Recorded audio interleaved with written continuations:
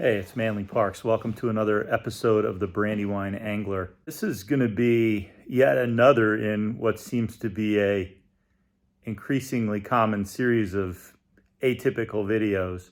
This one's going to be about using AI in connection with fishing. This is early April of 2024. Recently, after listening to a podcast talking about some of the sort of leading AI tools out there right now, I decided why not take the leap and get out there and start using one of these AI tools. Now, the particular podcast I was listening to was by Ezra Klein, and he was interviewing somebody who was sort of an AI expert, and they were talking about trying to get over the learning curve of using AI. And they said, importantly, that you should pick a topic that you know a good bit about to start with, to just sort of start to understand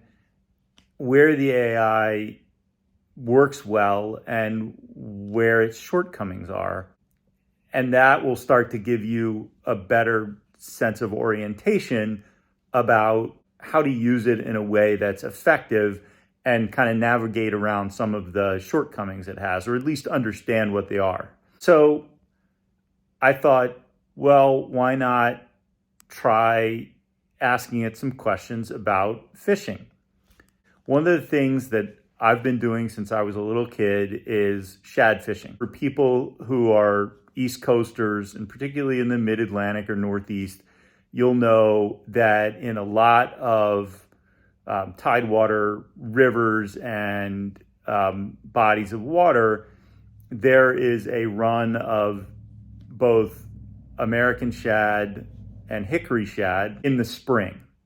And I have grown up fishing for shad. More recently, I've been fishing for shad in a new area new to me, in the Chesapeake watershed. So I feel like I've got many years of experience fishing for shad.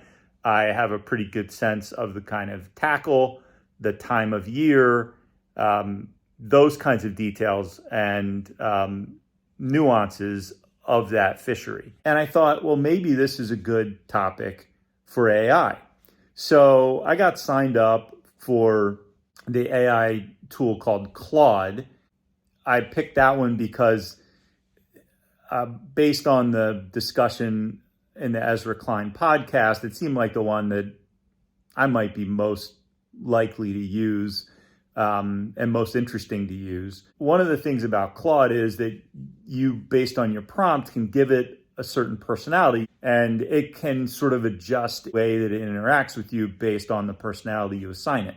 So I told Claude that Claude was a wise and very experienced fishing guide in this particular area, that I was a young guide that had just signed on to guide with Claude's guiding operation, guiding outfit, and I wanted to get some input from Claude and to tap into some of Claude's expertise about fishing in this particular area. Of course, the implication is that would also help Claude because I'm a guide for their guide service.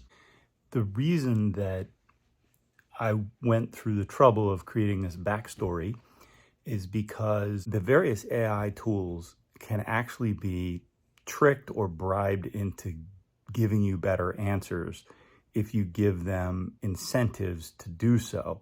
It doesn't seem like it would make any sense that that would be true, but apparently, based on the reward-based system that is used to train these AI tools, if you create rewards or the perception of rewards to the AI system, you can actually get better results out of it. After I asked some general questions about fishing on this body of water, I dug down in about shad. I think I asked a more general question about shad fishing and the timing of shad fishing in a particular spot in this river. And I got an impressively detailed answer back.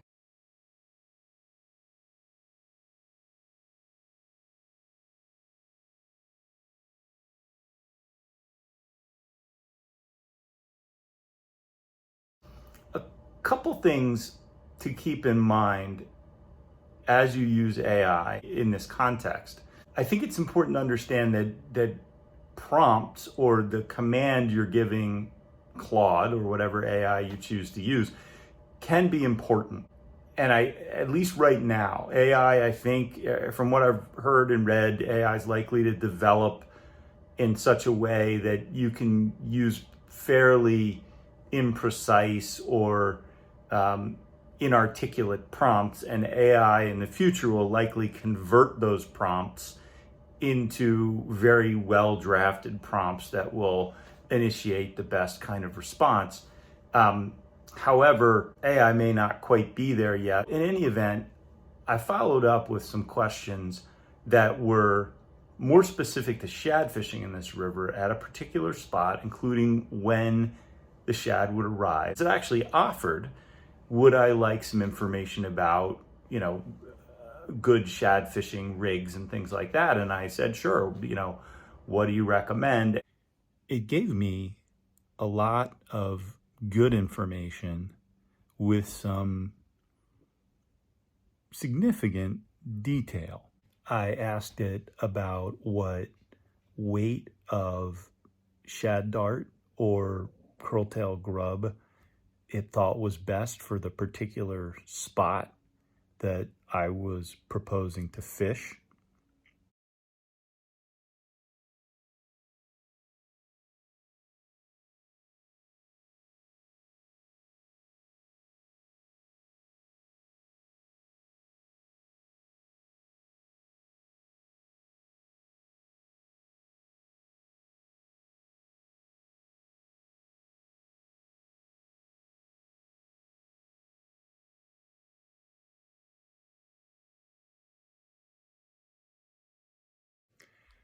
I also asked it what color, if it could only choose one color, what would that be?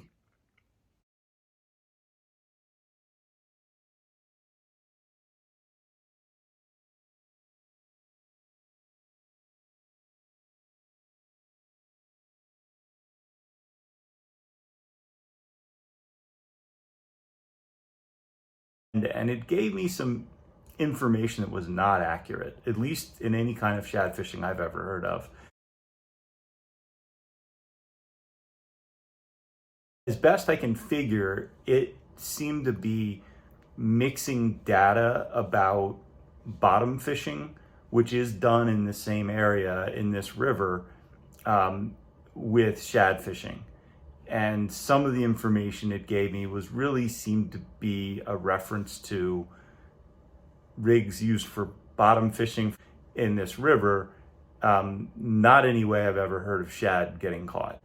I'm familiar with shad being caught on shad darts, on spoons, and on typically brightly colored like curltail grubs. And I've never heard of anybody fishing for shad with any kind of live bait or cut bait or bottom rigs of any kind like that. And I have no reason to believe that they would be successful in terms of catching shad. But some of the answer referred to rigs like that. Other parts of it did refer to shad darts and spoons and curltail grubs and things that I've seen people use and I've personally used to catch shad.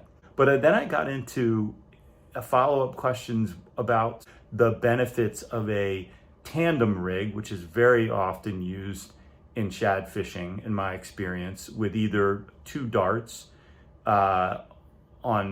with a three-way swivel or a dropper loop type of arrangement. And it gave me good, reliable, and actually, in my personal experience, accurate, or at least consistent with my personal experience type of information, which is remarkable.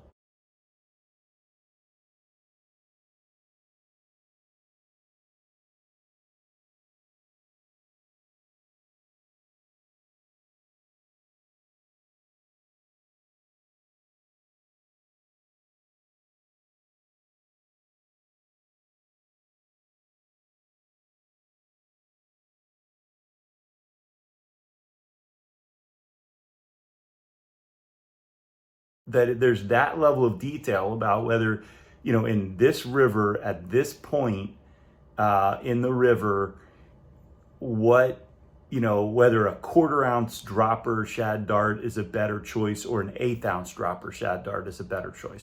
Now, one other very notable error, at least as far as I'm concerned, in the information it gave me, was that it recommended using wire leader or heavy monofilament line. And I challenged it on that. And I said, it's not consistent with my experience.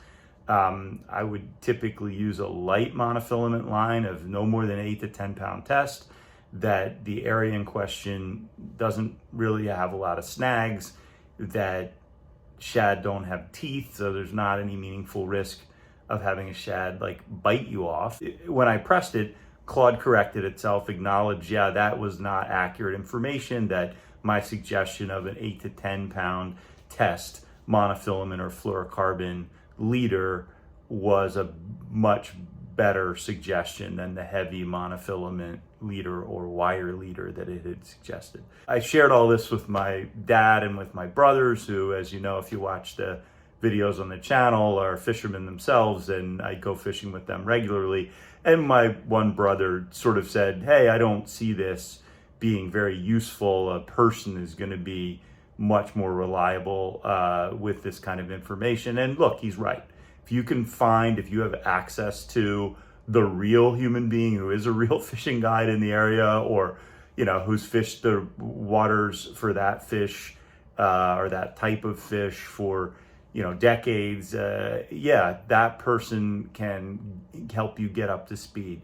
I think AI can actually potentially be fairly valuable. It does seem to do a reasonably good job, at least as of right now, with some surprisingly detailed feedback. Again, keep in mind the prompts, keep in mind the follow-ups, keep in mind the process of interacting with it and calling it out where you think it's wrong. I do think, to recap, that this is going to be a pretty valuable tool. It's only going to get better. Yes, your local tackle shop, your local bait shop, people are going to share some tips with you, might ultimately be a better thing. But hey, people can be tight-lipped. It can be hard to find the right person with knowledge. It's an interesting and actually pretty fun kind of way to expand your knowledge about an area that you don't know much about. But hey, start with an area you do know something about. Poke around, see what kind of information it's giving you. Go through the exercise I did. Take a topic or an area you know something about. See how reliable the information is from your favorite AI tool. See if, where it gives reliable information or good information. See where it doesn't, so that you can start to understand some of the weaknesses and strengths, and then maybe branch out from there. I don't know what it does in terms of spot burning, but that's a whole issue for another video, perhaps. Anyway, thanks for watching, and I will catch you next time.